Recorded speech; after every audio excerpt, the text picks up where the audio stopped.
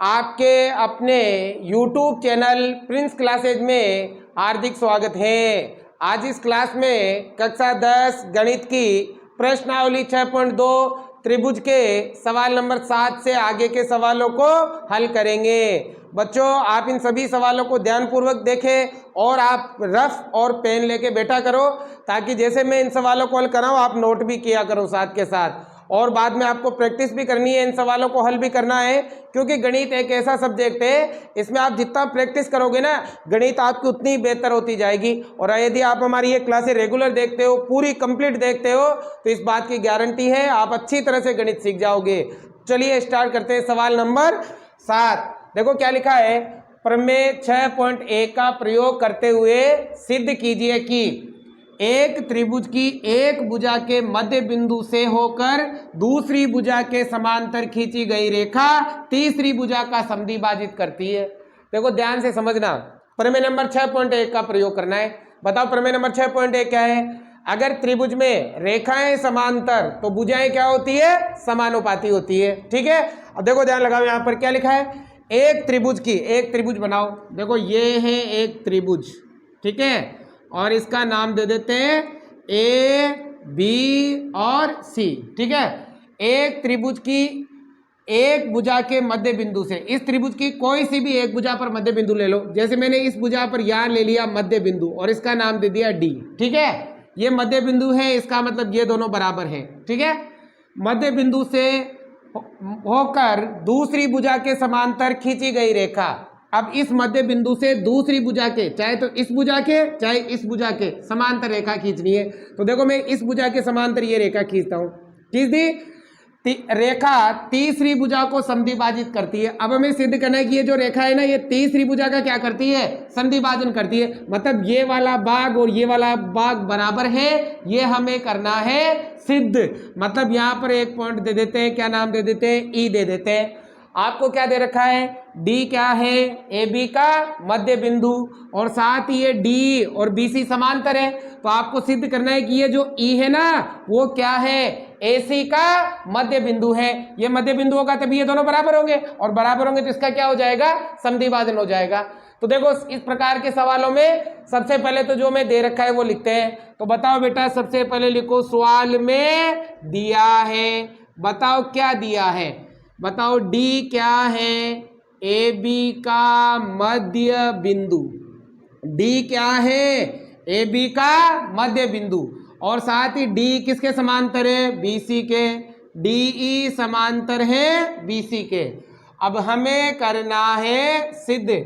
बताओ क्या सिद्ध करना है, हमें सिद्ध करना है कि ये ई क्या है, ए सी का मध्य बिंदु।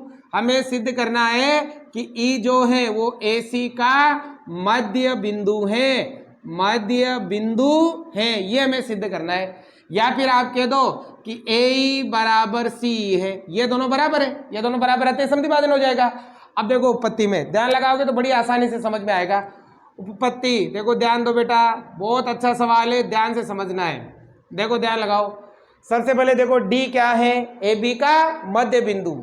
ये है डी ए बी का मध्य बिंदु, है ना। क्यों है, ये सवाल में दिया है, दे रखा है सवाल में, इसलिए मध्य बिंदु है। अब ये मध्य बिंदु है तो ये वाला भाग और ये वाला भाग बराबर है। बताओ ए डी बराबर किसके हैं, बी डी के बराबर है ना, क्योंकि डी ए बी का मध्य बिंदु है, इसलिए दोनों बराबर है। अब देखो यहाँ अगर मान लो मैं बी डी के गुणा में 1 लगाओ तो कोई फर्क पड़ेगा, नहीं पड़ेगा ना। बी डी के गुणा में 1 लगाए, कोई फर्क नहीं पड़ा।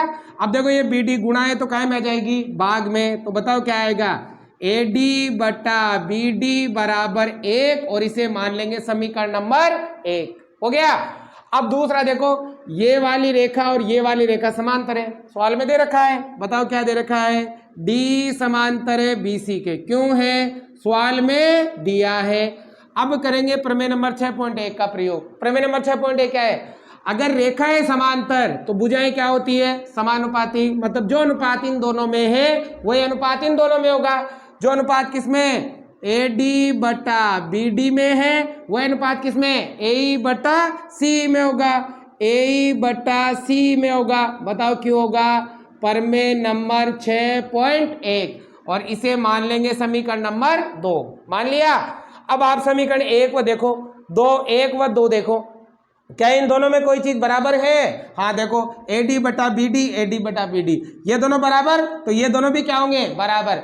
जब दो समीकरणों का एक पक्ष बराबर तो दूसरा पक्ष भी क्या होता है? बराबर।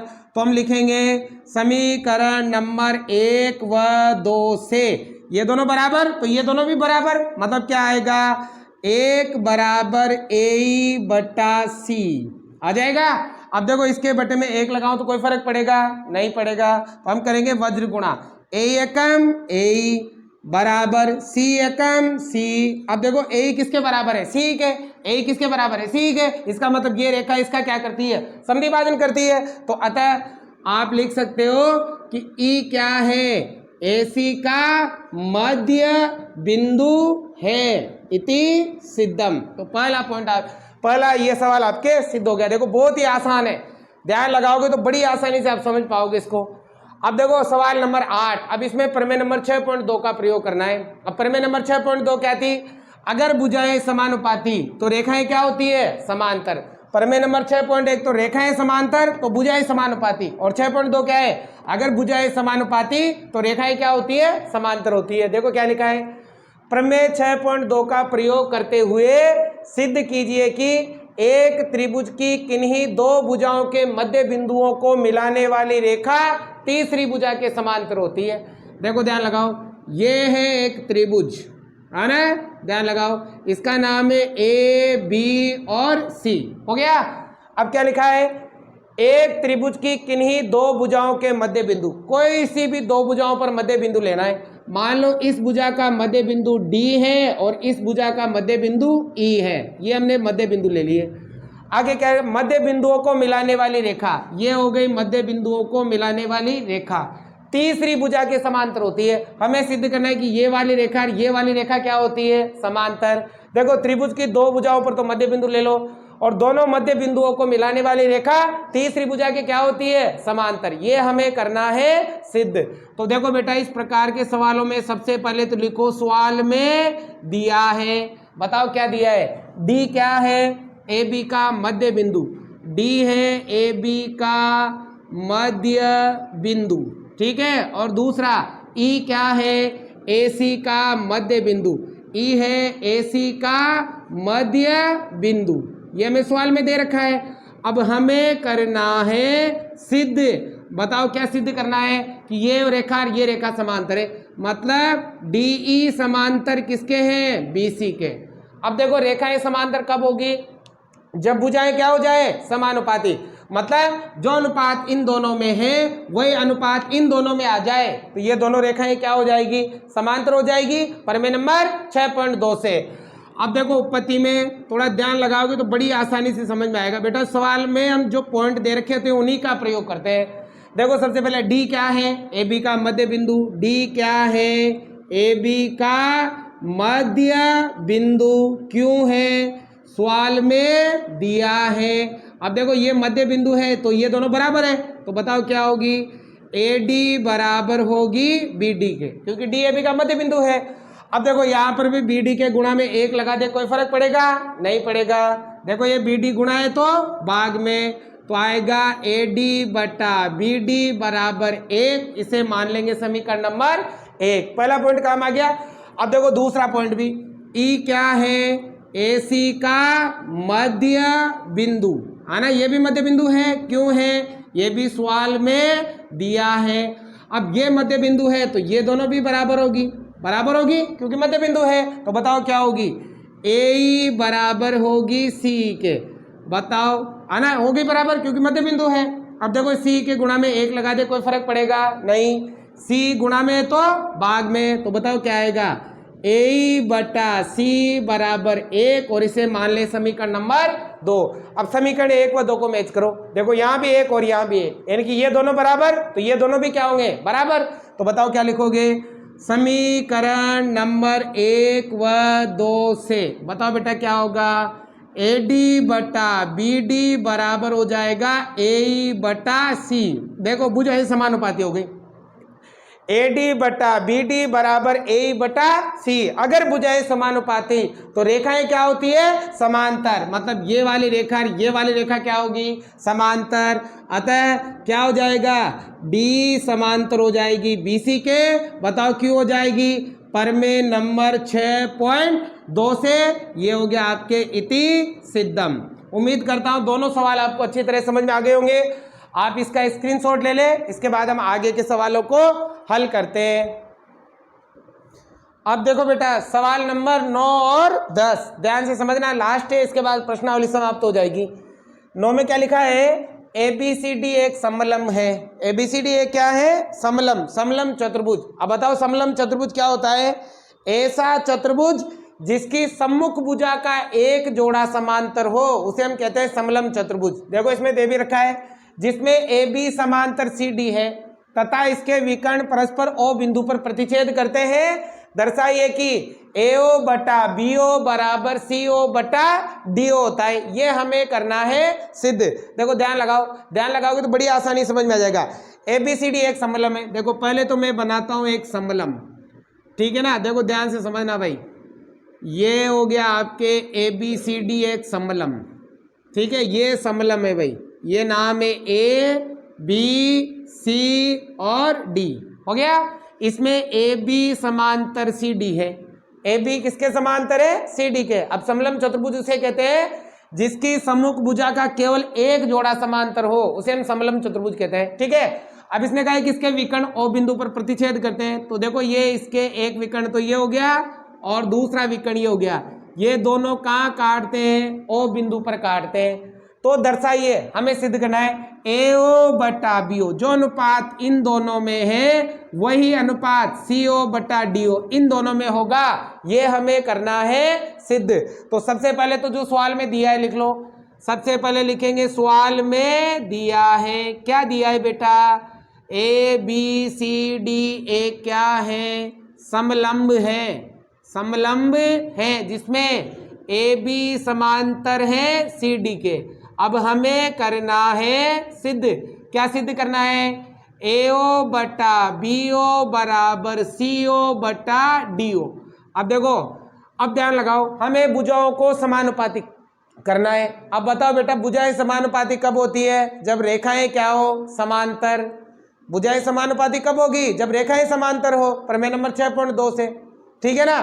अब नहीं, प्रमेय नंबर 6.1 से, है ना। रेखाएं समांतर तो भुजाएं समानुपाती होती है 6.1 से।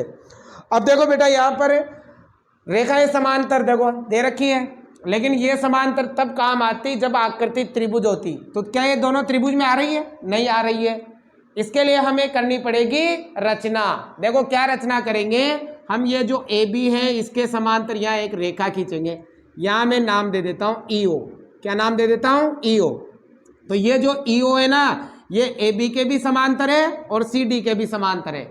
ये क्योंकि इसके समांतर होगी तो इसके तो ऑटोमेटिक समांतर होगी, क्योंकि ये दोनों पहले ही समांतर है। तो बताओ यहाँ पर हमें करनी है रचना। क्या रचना करोगे कि जो EO है वो समांतर है AB के और AB समांतर है CD के। मतलब ये तीनों ही समांतर है आपके, ठीक है। अब देखो ये समांतर क्यों खींची? क्योंकि हमें त्रिभुज चाहिए था। अब देखो ये बन गया आपके त्रिभुज, बन गया ना। ये बन गया त्रिभुज, कौन सा? AOD बन गया। तो देखो उपपत्ति में ध्यान लगाओ, उपपत्ति ध्यान से समझोगे तो बड़ी आसानी से समझ में आएगा। बताओ बेटा कौन सा त्रिभुज लेंगे? ABD लेंगे एक त्रिभुज, तो ये वाला। बताओ त्रिभुज कौन सा? ABD से। अब देखो ABD में ध्यान लगाओ, ABD ये वाली रेखा और ये वाली रेखा क्या है? समांतर। बताओ क्या है? AB समांतर या EO लिख देना। AB समांतर किसके हैं? EO के, क्योंकि हमने क्या की है? रचना। अब प्रमेय नंबर 6.1 क्या है? अगर रेखाएं समांतर तो भुजाएं क्या होती है? समानुपाती। ये दोनों समांतर है तो जो अनुपात इसमें और इसमें है वही अनुपात इसमें और इसमें होगा, क्योंकि त्रिभुज ये है। जो अनुपात किसमें? AE बटा D में है, वह अनुपात किसमें? BO बटा DO में होगा। बताओ क्यों होगा? ये होगा प्रमेय नंबर 6.1 से। इसे मान लेंगे समीकरण नंबर 1। मान ली अब देखो ये और ये समांतर थी, ये काम ले ली, अब ये दोनों समांतर है, अब ये काम लेनी है। बताओ ये दोनों कौन से त्रिभुज में आ रही है? ए सी डी में आ रही है ना। अब लेंगे त्रिभुज कौन सा? ए सी डी से। देखो ए सी डी, इसमें ई और डी सी समांतर है। बताओ डी सी समांतर किसके हैं? ईओ के, क्योंकि हमने क्या की है? रचना। हो गया। अगर रेखा है समांतर तो भुजाएं क्या होती है? समानुपाती। अब देखो ये वाला त्रिभुज देखना है, ये दोनों समांतर है तो जो अनुपात इन दोनों में है वही अनुपात इन दोनों में होगा। जो अनुपात किसमें? ए बटा डी में है, वह अनुपात किसमें? एओ बटा सीओ में होगा। एओ बटा सीओ में क्यों होगा? वही प्रमेय नंबर 6.1 से। और इसे मान लेंगे बेटा समीकरण नंबर 2। अब देखो समीकरण 1 व 2 को मैच करो, क्या कोई चीज सेम है क्या कोई चीज इसमें सेम? हाँ देखो ये दोनों सेम है, सेम है ये दोनों, ये और ये सेम है, तो बताओ ये दोनों भी क्या होगा? बराबर। तो बताओ क्या लिखोगे? समीकरण नंबर 1 व 2 से अगर दो समीकरणों का एक पक्ष बराबर तो दूसरा पक्ष भी क्या होता है? बराबर होता है। तो बताओ क्या होगा? बीओ बटा डीओ बराबर एओ बटा सीओ। देखो क्या उत्तर आया? क्या? एओ बटा बीओ। एओ बट नहीं आया, लेकिन ये चारों नाम हमारे पास आ गए ना। तो आप क्या करोगे? वज्र गुणा कर लोगे। तो देखो एओ डीओ से गुणा होगा तो एओ इंटू डीओ, और बीओ सीओ से तो बीओ इंटू सीओ हो गया। अब देखो एओ के नीचे बीओ, एओ तो ये रहा, बीओ गुणा है तो भाग में, तो बताओ क्या आएगा? एओ का तो एओ है ना, और ये बीओ गुणा है तो काय में आ जाएगा? भाग में। बराबर इधर क्या बचा? सीओ, और ये डीओ गुणा है तो भाग में। क्या सिद्ध करना था? यही सिद्ध करना था। इति सिद्धम। कोई डाउट हो तो आप कमेंट करके मुझे जरूर बताइए, और बेटा शेयर करो आप, ताकि अधिक से अधिक गरीब छात्र जुड़ सके और उनको इसका फायदा मिल सके। माने गहलोत साहब ने फोन बांट ही दिए पूरे राजस्थान में, तो सब देख सकते हैं, इसलिए आप अधिक से अधिक शेयर करो इन क्लासों को, और लाइक भी करो यदि आपको समझ में आ रहा है तो कोई डाउट हो तो कमेंट करके मुझे जरूर बताइए। सवाल नंबर 10 देखो, इसका उल्टा है। ये जो सवाल नंबर 9 था ना, ये जो सिद्ध करना है वो तो उसमें दिया हुआ है, और जो इसमें दिया हुआ था वो उसमें सिद्ध करना है। इसका उल्टा है, तो ध्यान से समझे। एक चतुर्भुज ABCD के विकर्ण परस्पर O बिंदु O पर इस प्रकार प्रतिच्छेद करते हैं कि AO बटा BO बराबर CO बटा DO है।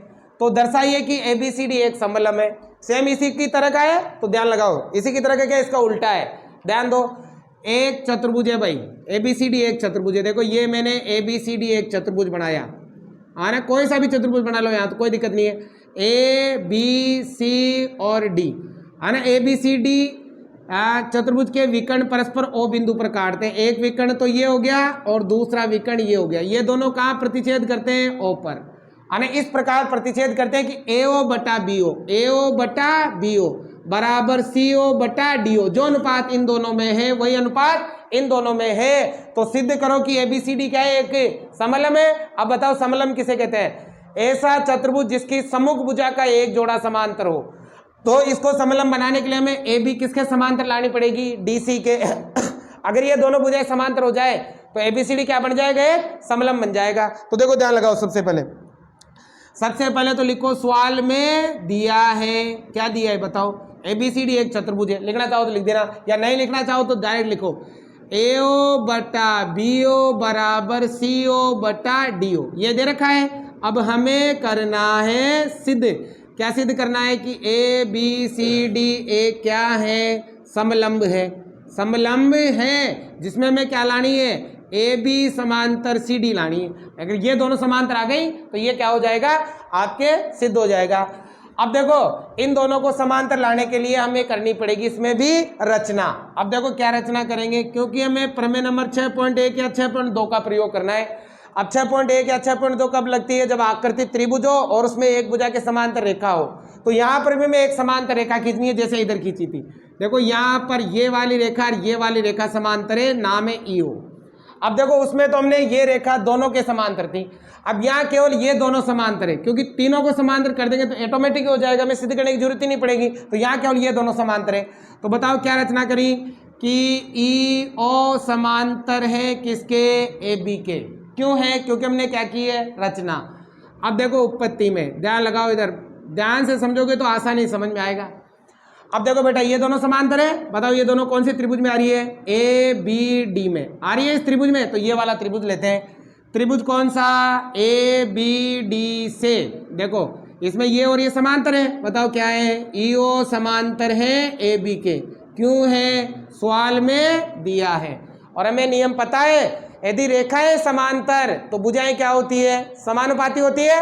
अगर ये दोनों समांतर है तो जो अनुपात इसमें और इसमें है वही अनुपात इसमें और इसमें होगा। जो अनुपात किसमें? ए बटा डी में है, वह अनुपात किसमें? बीओ बटा डीओ में होगा। क्यों होगा? प्रमेय नंबर 6.1 से इसे मान लेंगे बेटा समीकरण नंबर 1। कोई दिक्कत नहीं है। देखो एक समीकरण तो ये आ गया और एक में ऑलरेडी सवाल में दे रखा है ना, बताओ क्या दे रखा है? एओ बटा बीओ बराबर सीओ बटा डीओ। ये क्यों है? सवाल में दिया है। अब देखो इसमें और इसमें मैच करो, कोई चीज मिल रही है क्या? इन दोनों में बीओ बटा डीओ, बीओ है डीओ है, लेकिन वो यहाँ बटे में नहीं है, तो इसको हम दोनों को बराबर करने के लिए हमें इसको वज्र गुणा करना पड़ेगा, है ना। यहाँ पर वज्र गुणा करना है क्योंकि मैं एक पक्ष मिलाना है, तो यहाँ दोनों में नहीं मिल रहा है ना, तो वज्र गुणा कर दो। तो देखो एओ तो किससे गुणा होगा? डीओ से, और बीओ किससे गुणा होगा? सीओ से। तो देखो एओ इंटू डीओ बराबर बीओ इंटू सीओ। अब बीओ के नीचे डीओ का नाम, तो ये डीओ गुणा है तो भाग में, सीओ गुणा है तो भाग में, तो क्या आएगा? एओ बटा सीओ बराबर बीओ बटा डीओ। इसे मान लेंगे समीकरण नंबर 2।